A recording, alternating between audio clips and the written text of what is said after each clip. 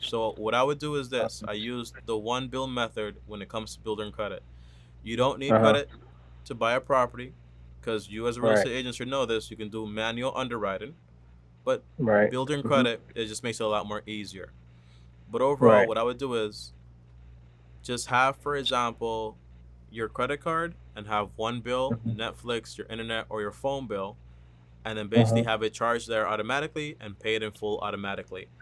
It's not going to be a Right. big transaction. And then you cut the credit card and you don't use it. It's going to Don't use it. register payments every single month. That's going to help Mhm. build your credit up. In the next 18 months, you're going to have a pretty solid credit score. Make sense? Wow. Yeah, that makes sense. You're right. That's good. So just basically just cut the credit card, just put it under yeah, just don't use it at all. Cause I'm just like I'm using it for emergencies. I'm like, oh, should I use it? That's a And terrible idea. yeah, that's terrible. And by the way, Okay, that's bro, if, good. if things don't go your way tomorrow and you don't get this job, Mhm.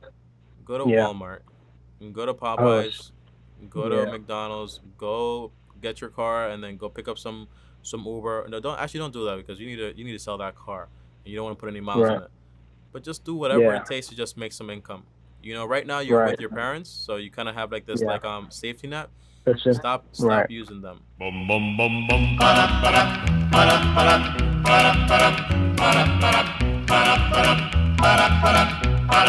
ba. You've got to stop.